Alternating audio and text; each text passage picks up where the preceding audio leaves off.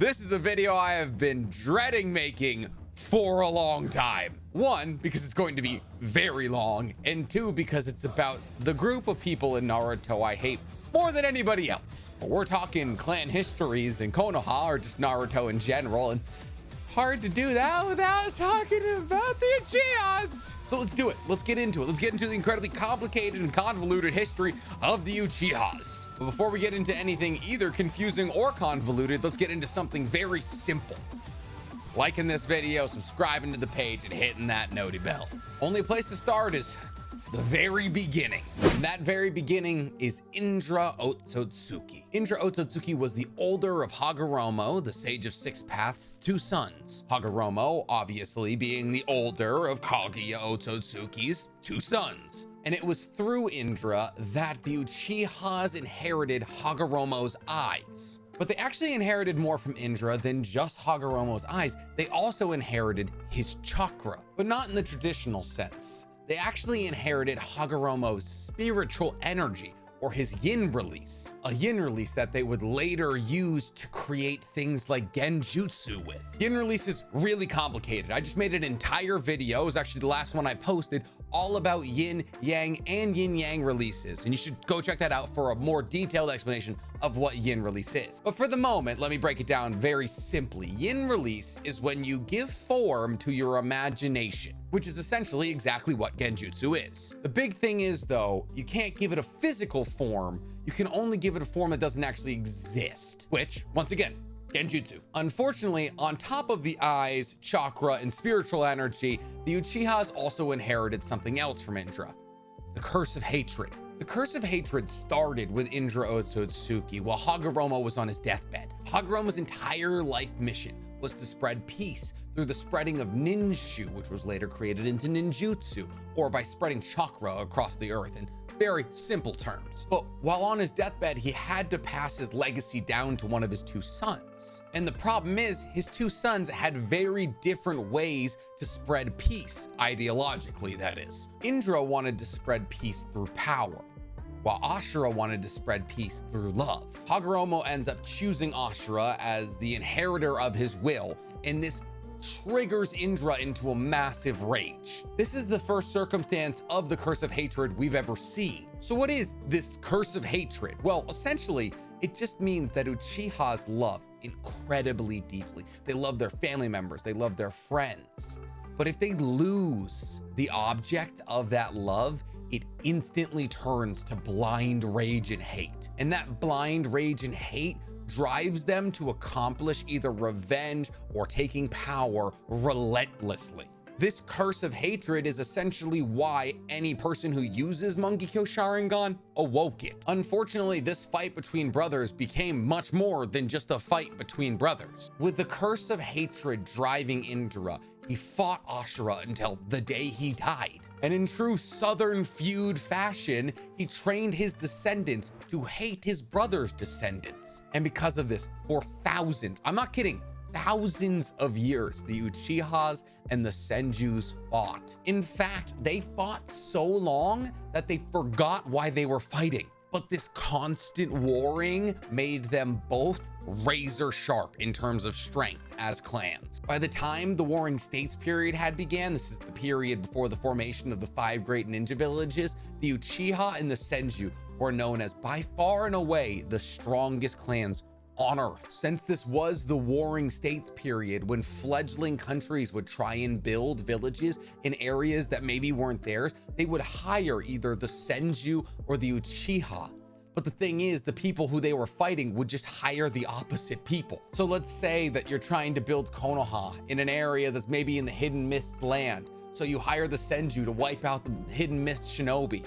But then the Hidden Mist would hire the Uchiha, so they would just end up warring again. Bring in the first important people in this entire story, Madara Uchiha and Hashirama Senju. Madara's father, Tajima Uchiha, and Hashirama's father, Butsuma Senju, were the leaders of their respective clans. Hashirama was the oldest of 3 brothers, while Madara was the oldest of 2. And one day, Hashirama and Madara meet while throwing stones and discuss the fact that they're tired of their clans warring and they're afraid for their little brother's lives. Little foreshadowing there when Tobirama does a little flying Raijin slice. Bye-bye, Izuna. Imagine having to found a village with like Madara and Tobirama were close when the village was founded. Like, that's the dude who killed your brother. He's right there. But since we're talking about Izuna, let's talk about Izuna. Communications between Madara and Hashirama unfortunately break down, and Hashirama and Madara are plagued to fight each other for tens of years. It's at this point that Madara actually enters into a competition with his brother Izuna. And that competition is to see who can awaken their Mangekyo Sharingan first. You wanna know what the competition entailed? Essentially, they found out about the Mangekyo Sharingan ability through the stone tablet that had been passed down by Hagoromo to the Uchiha clan. This stone tablet is only readable with a Sharingan activated, but it had been edited by Black Zetsu, who had snuck in. Black Zetsu edited the stone tablet to say, in order to awaken a stronger dojutsu, the perfect dojutsu, you have to see someone you're close to die. Citing that the curse of hatred will cause a spike in your emotions that will awaken you to the MS. So what did Madara and Izuna do with this information? Well, they rushed to see who could kill a clanmate that they were close to faster. They both stabbed him to death, and Madara got it first. Yay, you won! But don't worry, karma is coming right around the corner. But before we get to the karma, using the power of this newly awakened MS, Madara took control of the Uchiha clan. Hashirama had already ceded control of the Senjus, so now they were trying to broker peace talks between the 2 clans. And while most of the Uchihas wanted peace between the 2 clans, Madara didn't, because of the karma we're about to talk about. While in a battle with the Senju, Tobirama was fighting Izuna, who had awoken an MS.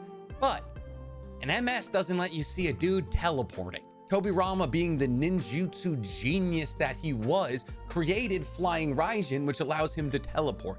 And boom, like that, he busted it out on Izuna, and GG's. This hate that Madara felt for the people who murdered his brother stopped him from brokering peace with the Senju. But that stone tablet read something else once you looked at it with a Mangekyo Sharingan. It said to have this power permanently, you have to take the Mangekyo Sharingan of a family member. So after Izuna's death, Madara plucked out his eyes, plucked his own out, and popped those in and got EMS. Now that he was feeling all high and mighty, he challenged Hashirama to a final battle, and he got shit on. Imagine getting like 4 upgrades, and Hashirama's just like, wood. Let's go, boy. Let's go, Hashirama. We win these. Got a lot more fired up about that than I thought I was going to. And after Hashirama beat him in a fight, he then, standing over him, said, can we have peace now? You know what Madara said? He said, no, we can't have peace until you kill yourself. You just lost the fight. Who are you to be making commands? Regardless, Hashirama says yes. And Madara was like, oh, shit, I didn't know it was going to be that easy. And then he retracts that request, and then boom, they come together and Konoha gets made. Well, actually, a little bit happened before the village was made. They actually had to reach out to the Land of Fire as a unified front and ask to make a hidden village there. Once they started to build this village, other weaker clans started to congregate towards it. And that kind of raised an issue because these 2 clans, while unified, were operating separately with Hashirama and Madara as the leads. But now clans like the Nara and the Sarutobi and the Yamanaka and the Akamichi started pulling up to Konoha. And who was gonna lead them? And Madara was like, this guy. And everyone was like, we just watched you lose to a dude and then ask him to kill himself. We're gonna go with Hashirama here. And Madara took this personally. He thought this was the Senju's first step in claiming supremacy over the Uchiha. Actually, kind of a little bit of foreshadowing, TBH. So Madara, still the clan's head, reached out to his fellow clansmen and he said, listen, we need to fight them again. We need to rally together. And believe it or not, the Uchihas, who just spent like 6 months building a village out of nothing, were a bit tired and they're like, no, I'm not gonna fight these people we literally just spent 6 months making a peace contract with. And they kicked Madara out. It's at this point that Madara dedicated himself to getting substantially stronger. But the problem is he didn't know how to. That is until he heard the story of a natural disaster with legs that walked around the land of fire, terrorizing anything that came near it. And that walking natural disaster would be Kurama. Madara dedicates years of his life training and trying to find Kurama to take into battle against Hashirama. And he finds Kurama and he puts him under Genjutsu, slaps a Susanoo armor on him, and charges at Hashirama and gets shit on. Oh, I'm sorry, the EMS and the Mangekyou Sharingan aren't enough for you? Okay, go get a tail beast. Here's more wood. We win these, Hashirama. Hashirama's perfect sage mode in conjunction with his wood release allows him to use Thousand-Armed Kanon, which is able to punch the Susanoo armor off of Kurama and win him the battle. This battle is so intense, it literally makes the valley that later becomes Valley of the End. Madara is then killed in this battle. Hashirama, being a good guy, realizes that Madara's wants weren't reflective of what the Uchihas wanted and actually urged his successor Tobirama to treat them with care and respect. And this is where the Uchiha's real history begins. Tobirama creates the Konoha police force because he thinks that it would be the best use of their abilities and the best use of their energy in supporting Konoha for them to act as the police force. I mean, think about it. Think about how effectively putting a criminal under Genjutsu can diffuse a situation. But there's one problem with this assignment. It's that the headquarters for the Konoha Police Department are on the outskirts of the city, which means the Uchihas have to live on the outskirts of the city in a remote part in order to get to work. And since they're in a remote part of the village, working as essentially government workers, there's no real ladder for them to achieve upper echelons in the Konoha government. And a sentiment that they're being pushed down slowly congregates within the Uchiha clan. And think about it. The first Hokage was a Senju. The second Hokage was a Senju. The third Hokage protected the Senju. Hiruzen was on Tobirama's protection detail. But since we're talking about Hiruzen trained Jiraiya. And you know who Jiraiya trained? Minato. I say all of this to bring up Minato because Minato represents a crucial turning point in Uchiha clan history. We learned in Itachi Shinden, Book of Bright Light, that the Uchiha thought that Fugaku, Itachi and Sasuke's father, should be the reasonable choice for the fourth Hokage, with Hiruzen stepping down after the conclusion of the Third Great Ninja War, of which he was ashamed of considering how many Leaf Ninja were lost. And both Minato and Fugaku had received run-on-site orders from other villages. They were both incredibly well-renowned ninjas, but Fugaku wasn't even considered for the position. Instead, the person who had been trained by a lineage of Senju supporters was chosen. And just like that, that feeling of being pushed down gathered more inside of them. Smash cut to a couple months into the future. In the Ninetales, Kurama is rampaging through the Leaf. Fugaku, with a genius level idea, instantly makes plans for the Konoha police force to join the defensive effort against Kurama. He aptly assumes that the Sharingan that the Uchiha possess will be able to control Kurama and quell him into a peaceful manner. But before they can even mobilize to join the defensive effort, they get orders from the top.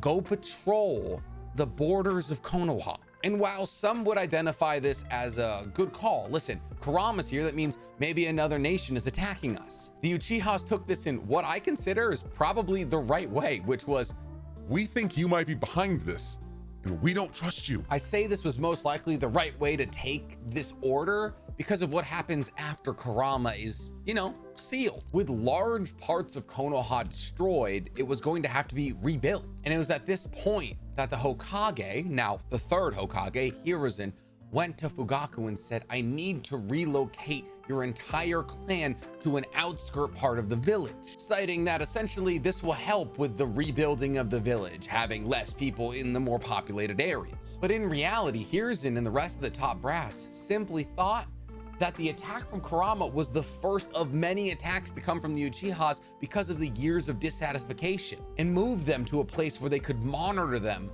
frequently. And just like with everything else, Fugaku bowed his head and said yes, and moved his clan there. He has now been skipped over for Hokage, taken out of the most important fight of his life, and relegated to a part of the city that is the Boondocks. It was at this point that he and his clan realized that maybe Madara was right. It was at this point that the Uchiha started to plan the famed coup d'etat. And the first step in this coup was making sure that the Uchiha had members of the Anbu very close to the third Hokage. But what they didn't account for was that a lot of these spies that they got close to the third Hokage didn't believe in the coup. In fact, their most promising and most prevalent spy, Shisui, wanted to use the Kodo Amatsukame on Fugaku in order to get him to stop the coup. He actually told this plan to Itachi and said that he was going to use his Kodo Amatsukame on Fugaku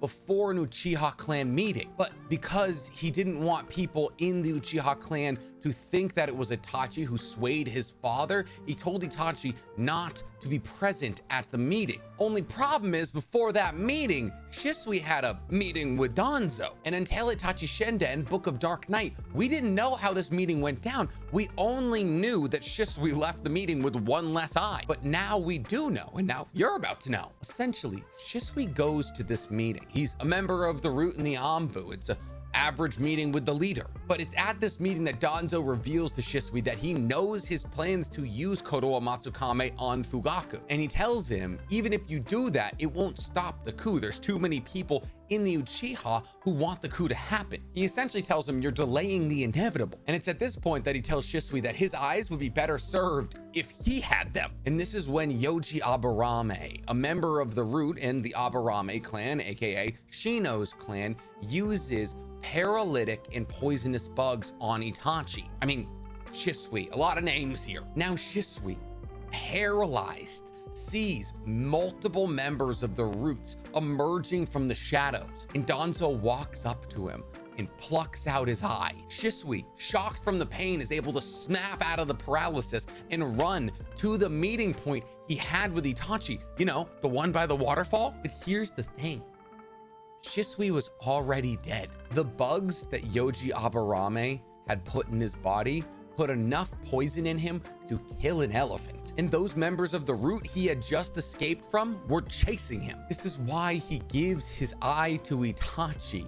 He was going to die anyways. So no, he's not alive in Boruto. He had no eyes, he fell into a waterfall, and he was poisoned. What's cool about this moment, though, is that technically Shisui actually never gives his eye to Itachi. Shisui summons a crow from the sky down to him, takes his eye out, and implants his eye in that crow. He then instructs this crow to follow Itachi everywhere. So the crow, for the rest of Itachi's life, flies behind him at a very high altitude as to not be seen by everybody. Oh, and by the way, that crow technically never deactivates his Mangekyo Sharingan, which means that crow has more chakra than anything we've ever seen. It's also in the book that we get a really cool moment looking into Shisui's life, where he explains to Itachi that he awoke this Mangekyo Sharingan ability by essentially killing his friend. At the end of the Third Great Ninja War, Shisui and a fellow Genin were on a mission, but the mission was much too difficult for them. It was at this point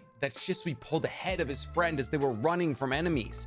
And as he watched his friend lag behind him, he made no effort to save him. As he heard his friend die, his Koto Amatsukames awoke. While he may not have literally killed his friend, it was the jealousy that Shisui held in his heart for that boy's abilities that caused him to not turn around. He uses this story to convince Itachi to kill him in order to awaken his Mangekyo Sharingan. So not only did he have poison and a waterfall to deal with, Itachi also stabbed him. And just as Shisui had hoped, Itachi awoke his Mangekyo Sharingan ability. Furious with the death of Shisui and the fact that the coup is still moving forward, Itachi then becomes an Anbu captain at the age of 12. In fact, he becomes an Anbu captain so young that Danzo had to falsify his age on his documents because Anbu captains are supposed to be 13 and up. It's at this point that Itachi makes it clear to Fugaku and all of the Uchihas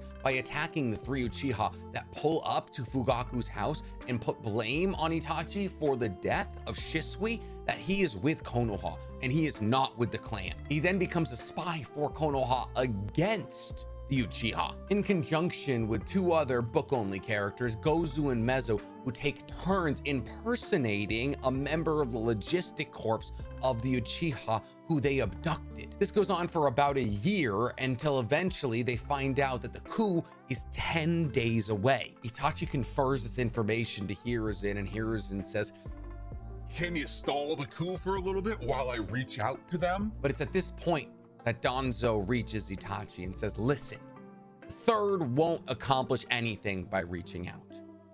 I have a proposal for you. He says, you can wait and have the coup occur and have the entirety of your clan massacred under the full brute strength of Konoha. Or you can save your little brother. And all you gotta do to save your little brother is murder everyone but him. And Itachi, being an incredible brother, but also kind of a dumb one, says, yes, I'll do that. The massacre of the Uchihas was planned to take place on the night before the coup. This date was chosen because it was believed that in order to be well rested for the coup, that most of the Uchihas would be staying in the Uchiha compound. And so over the course of those next 10 days, Itachi kept an eye on the compound. However, at one point, Itachi identifies that the compound is empty, and so he sneaks in. It's at this point that he identifies Masked Man, aka Obito, aka Tobi, aka Madara Uchiha, reading the Uchiha Stone Tablet. And in one of the most bonkers moments in the entire anime, I guess, well, this is technically from the book, Itachi is like, hey, who are you? And he's like, I'm Madara Uchiha. And he's like, oh, I've heard that you have some qualms with the leaf and how they treat the Uchiha. And he's like, yeah, I don't deny any of that. And so Itachi's like, well, I got some plans to wipe out the clan like in a couple of days. Do you want to join me? And Obito is literally just like, well, I have no connection to the coup or the clan, so yeah, I guess I have no reason not to. Everyone Obito grew up with, his parents, his friends, everyone. Probably he killed that night. Smash cut to the massacre where Itachi starts with Izumi, his girlfriend. He puts Izumi into Tsukiyomi using his relatively newly acquired Mangekyo Sharingan ability. And in this Tsukiyomi, she sees their entire life together. They get married, have kids. She dies at 84 with him by her side. And this all happens within 100th of 1,000th of 1,000,000th of a second. And when she snaps out of it, she says, thank you for loving me. And he kills her. It's at this point that both Obito and Itachi enter the Uchiha compound on opposite sides. Obito dealing with the women and children, and Itachi dealing with the men. Itachi kills most of the men quickly and painlessly, but there's some men who he purposely prolongs the suffering of. Specifically, Yashiro Uchiha, who Itachi considers to be the clan's biggest coward, forcing other people to do his dirty work. He forced Fugaku to be the head of the coup. He forced Shisui to spy on Itachi, so Itachi takes time murdering him. After Itachi has cleaned out the compound, there is only 2 people left, Mikoto and Fugaku Uchiha, Itachi's parents. As he moves in to kill them, they don't accept his apology, nor do they fight back. They simply say that they're proud that they raised the son who is so committed to what he believes is right, and that they hope that he keeps an eye on Sasuke. After all of this is done, Itachi meets Danzo and looks at him. He says, if you ever touch Sasuke, I will leak all of the secrets I know about you. Secrets like the fact that it was Danzo who leaked the information that Naruto was the Jinchuriki of the Nine Tails in order to earn the ire of the entire village and act as a rallying point of hate to bring the village back together after this massive tragedy. He then meets with Hiruzen, the 3rd Hokage, and says, in order to continue my allegiance to the leaf, I am going to investigate the Akatsuki, of which he had learned about from Obito. And Danzo, wanting to keep an eye on Itachi, sends the Aburame that paralyzed and poisoned Shisui to follow Itachi. But Itachi, in an act of vengeance, puts the bugs in this Aburame member's body under Tsukiyomi. And as he stands there paralyzed by the bugs holding his body still, Itachi hits him with an Amaterasu and watches him as he burns to a pile of ashes. Vengeance for Shisui. It's at this point that Sasuke takes over as the only true sole survivor of the Uchihas in Konoha, motivated by the hate that he feels for Itachi, that he gathered by watching Itachi stand over the bodies of his dead parents. He desired to grow enough power to kill Itachi one day. And this led him to reach out to people like Orochimaru to get curse marks, and Kakashi to learn Chidori, and many other places to get any semblance of power that he could use to take on his most hated rival on earth, his brother. And this hate of his brother actually led him to kill his brother in a fight. Actually, technically, he didn't kill Itachi. Itachi wasn't actually trying to kill Sasuke. Itachi fought Sasuke with the sole purpose of removing Orochimaru from his curse mark to prevent him A, taking over his brother, and B, reincarnating. Sasuke fought Itachi at full tilt, but Itachi only fought him in order to exhaust Sasuke to the point where the curse mark would manifest and Itachi could use his Susanoo blade, the sword of Totsuka, in order to seal Orochimaru in the world of drunken dreams forever. Once he accomplished this, he was able to die in peace. It was at this point that Sasuke thought he had accomplished his lifelong goal, but Obito told him all the information that I just told you, and that caused him to awaken his Mangekyo Sharingan abilities. It's at this point that Sasuke decided to destroy Konoha for what they did to Itachi. And in order to accomplish that, he's going to need Itachi's Mangekyo Sharingans, which Obito has, in order to awaken his own EMS in order to take down Konoha. But flash forward to the war arc, reincarnated Itachi is like, stop being an angsty little bitch. That's not what I would have wanted. And he's like, you're right. At this point, there's worse Uchihas to worry about. Madara Uchiha is back alive because Madara programmed his eye to use Izanagi if he was to ever pass away in order to reset what had happened and bring him back to life. And after he came back to life, he fused with Hashirama's cells in order to awaken the Rinnegan. This works because he was a reincarnation of Indra and Hashirama was a reincarnation of Ashura. And when you combined those two chakra natures, you awaken the Rinnegan because at that point you essentially become Hagoromo Otsutsuki. However, this awakening didn't happen until much later in his life. And as he awoke his Rinnegan towards the end of his life, he realized that he was going to need to be reincarnated.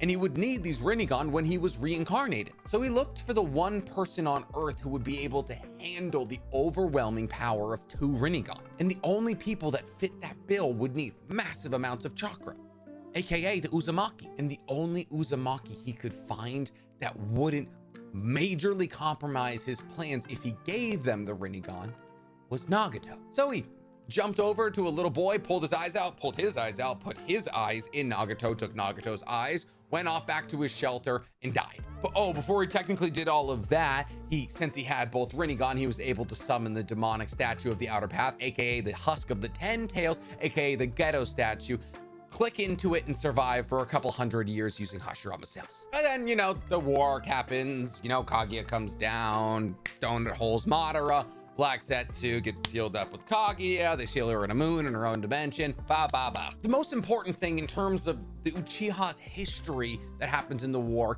is Naruto and Sasuke's battle in the Valley of the End. After the battle with Naruto, Sasuke is redeemed and forgiven. All of his hate is met with love, and the cycle of Indra and Ashura coming from opposing ideologies breaks because Naruto's love overwhelms Sasuke's hate, and then boom, they have the same ideology. Because of this, Sasuke has broken the curse of hatred that started with Indra Otsutsuki. And because he's pardoned for all of his crimes, the cycle of Indra and Ashura needing to reincarnate to battle for who is going to win in terms of ideologies actually stops. We will, after Naruto and Sasuke die, most likely never see a reincarnate of Indra or Ashura ever again. After the war, Sasuke marries Sakura and she officially becomes an Uchiha, whether you like that or not. And they have Sarada,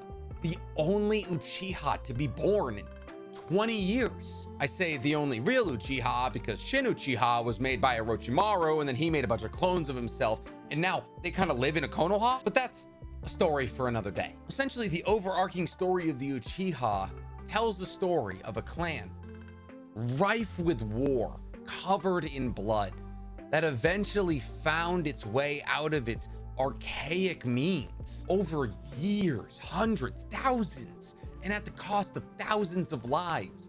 The Uchiha slowly identified that peace can never be achieved with power. Peace can only ever truly be achieved with love. And eventually, the curse of hatred that started on Hagoromo's deathbed was broken. And Sarada is living proof of that, because she didn't need to see someone she loved die in order to awaken her Sharingan. No, she only had to see someone she loves, period. Sarada is the living embodiment of the break of the curse of hatred. And that's why she's one of my favorite characters in Boruto. And that's as much history on the Uchihas as we have currently. It was a 2.5 hour video to film, but it was honestly a lot more fun than I thought it was going to be. If you guys enjoyed the video as much as I did, please, for me, like this video, subscribe to the page, and hit that noty bell, because I love doing the research and I love telling the story and I love spreading that with you guys. Listen, I'm not saying that making this video made me like the Uchihas a bit more than I already did, but I'm also not saying that it didn't.